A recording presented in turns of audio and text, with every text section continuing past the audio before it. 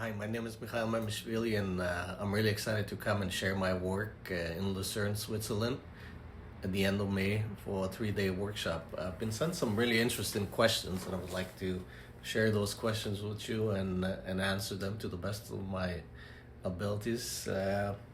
First question is, what is trauma? There's a lot of definitions to it, but to me, it's an event that created a tremendous amount of volume, and the volume has created ongoing pain and suffering. What do I mean by volume? Sensory overload in the brain, the body, through the nervous system. And sensory overload creates pain, suffering, stress, anxiety, inflammation, autoimmune diseases. I've seen it over and over. So an initial event that creates tremendous amount of volume. There are different ways to deal with this volume, different ways to deal with this shock, and we all have our own unique protective mechanisms, which we're gonna discuss deeply in the workshop. And then the consequences of managing that volume. And the consequences always show up in the body before they even show up in the mind. So to me, that's what trauma is. So we're always dealing with volume and how that creates an interpretation internally and external interpretation. And our job is to help our clients initially reduce the volume so the interpretation can change, the pain story can change. So to me, that's what trauma is. The second question is, when it comes to coping with trauma, many people probably think of psychotherapy first, or perhaps meditation. What is your view on this? Well, for my own personal trauma healing journey that I had to go through, meditation was a great tool initially. My therapist was a Buddhist and a meditation teacher, and he was the one that really recommended meditation as a self-awareness tool. Now, with that being said, meditation is not for everyone, and not everybody can start with that. So that's why the body is a great access point to start with the body, to bring awareness and connection to the body is really the work. On the other hand, your method involves elements of touch. On one hand, it requires a certain mindset.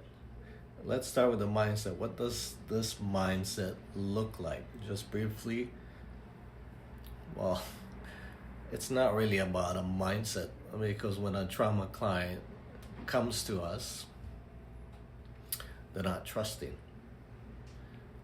Again, many of them, like a client this morning, do what I call the pain circuit. They go from one therapist to another therapist to another therapist, looking for a solution. So by the time they come to someone like myself, they've lost all trust. So it's not a mindset that I'm concerned about. Initially, I'm always focused on creating trust. Trust as they come to the space, trust in the interaction, trust in the process, and most importantly, teach them and demonstrate to them how to embody trust. So for me, trust is the beginning and a continuous work in progress that I always focus on initially. And that's what creates the therapeutic relationship, that's what creates the effects. And most importantly, that's what creates the confidence to our clients that they can overcome. Does the touch involve exclusively shiatsu techniques? No. Actually, at some point, I had to leave shiatsu, which was scary. Leave the meridians, leave the channels, and go on a journey because my trauma clients, in a way, forced me to. Because with shiatsu, as much as I know about shiatsu and knew, there were limits. So hence the discovery of other tools. And the focus is more initially on working with the protective patterns and directly with the nervous system. And that's what we're gonna cover in our workshop for those 3 days. There's a lot of other tools, and they're applicable to everyone who's interested to work with the body and trauma. Because I've had body workers, movement therapists, yoga therapists, psychiatrists, nurses, acupuncturists, osteopaths, physiotherapists come to my workshops all over the world. So I look forward to having all of you there. Another question is, let's say someone has pain in their head and has been coming and going in waves for years, triggered by touch, wind, rain, e.g. on the forehead, eyebrow, or even chewing. Western medical diagnosis show no findings, not even trigeminal neuralgia. To what extent would this be a trauma situation or a situation for your neuropath reset method? Well, I just had yesterday a client like that who came up with a lot of strange symptoms that started in the eye. She was exposed to the war in the Middle East for 2 years, and it all started in the eye and traveled to the whole left side of the body and created anxiety, sleeping issues, digestive problems, autoimmune issues. So when someone like that comes to me, and it's not the first time, again, we always start educating our clients about the importance of trust. Because when you go to specialists, doctors, therapists, you do the scans and nobody can find anything and nobody can help you with anything, panic, anxiety, and fear comes in, and that creates a vicious cycle of creating inflammation in the nervous system and systemic inflammation throughout the body, and it can feel like a prison and a torture chamber. So the first thing I always establish, first of all, let's not focus on healing. Yeah, that might sound like, what? Of course I want healing. Why you tell me not to focus on healing? Because I find that a lot of people get quite anxious when they're focused on healing something. And they get frustrated, and eventually they lose hope and they feel helpless. So I don't talk about healing. I always talk about training. This is an opportunity for us to train and create strength and resiliency slowly, easily with your nervous system. So that's what I propose. Let's not focus on healing. Let's focus on training. And as you train and as you create effects slowly but surely, consistently, easily, then there might be some change. There will be change. We'll start a wave of change that even your own innate resistance won't stop it. So building trust, helping them understand the importance of boundaries. Yeah, boundaries is a big aspect of my work. What does that mean, boundaries? It's a network. It's a network that really unifies mind, body, and spirit. But most of us, including clinicians and psychologists and psychiatrists, don't fully understand the spectrum of the importance of boundaries. So we work on that initially, and the reason being is because that's what brings trust to the body. As you see how your boundaries are activated by pressure from life, internal pressure, pressure from others, pressure from society, pressure from this and that. As you understand how that affects you physically, mentally, emotionally, and maybe even spiritually, then there's an opportunity there to have the awareness, but also to give them a tool to start to change all of that. And I'm really excited to share this tool with you because it's quite a powerful process that I tend to do with a lot of complex clients. And then the process is, again, directly together the client and the therapist working on resetting the nervous system in the most delicate, precise, and collaborative way. And that's what I love. It's not me doing something to them, and I always say that it's us working together, and you are the one that will do the work. I will just create the parameters for it. And that's exciting, and it'll be easy, it'll be gentle, super gentle, and you will feel the effects, how change can happen with ease.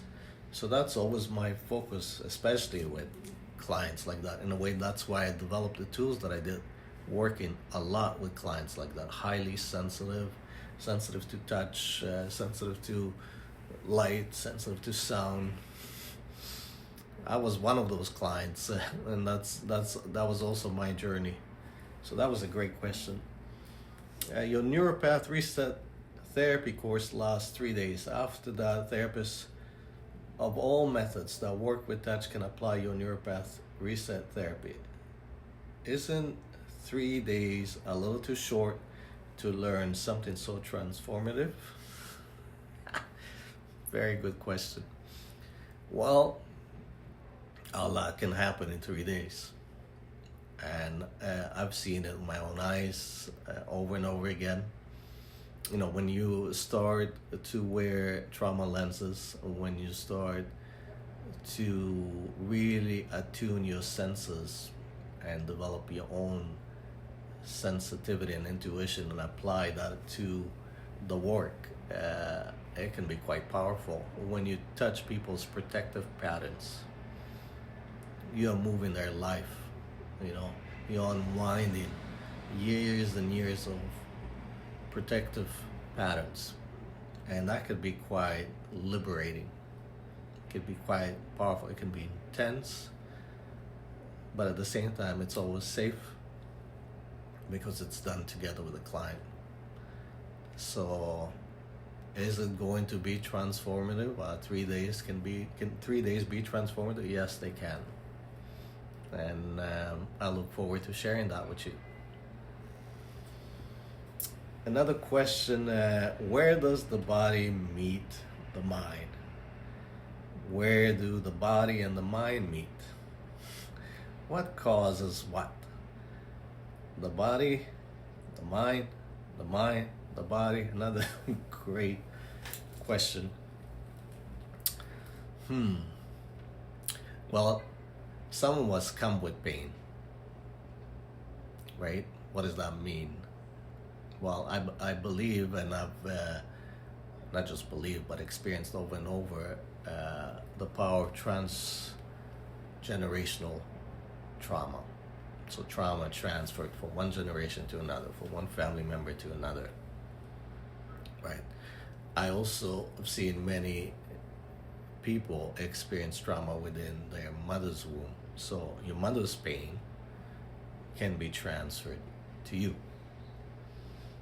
You know, and as we come to the world, we come with fear, we come with love, we come with anger. You know, but a lot is taught to us, a lot is transmitted to us before the mind can even understand. Because as kids, we don't understand, but we feel things. And where we feel them in the body. And a lot of the pain that we carry is not even ours. You know, it's just like sponges. We absorb the pain that is in the house, the volume in the house. So a lot of that happens before the mind can even understand. Then as we develop, the mind creates strategies. The mind creates protective patterns. The mind creates parts of our personality. So a lot of it comes before the mind. So a lot of our issues are already in the tissues before the mind even knows what to do with it. You know, where the mind connects with the body or the body connects with the mind. I mean, neurologically, there are more pathways from the body coming to the mind and vice versa, especially to the cavity here. And that's an incredible thing, right? And my work with 15,000 people, like a lot of our shocks enter the abdominal cavity before the mind even knows what happened. right? So shiatsu therapy or body work that brings integration of mind, body, and even spirit is a powerful therapy, and that's what I propose with neuropath reset method. And the focus for me also is the heart, our hearts, our clients' hearts. As therapists, we work with the heart always. That's the approach. And my focus is always to liberate my clients' hearts, because that's what the mind and the body defends. So the meeting point for me is the heart. We can access it through the body, we can access it through the mind, but the meeting point and my goal is always to liberate the heart, empower the heart, and empower the spirit that resides there. So that's the best way I can answer that question. I hope it's sufficient. And those are great questions, and I look forward to seeing you all very soon. Thank you very much.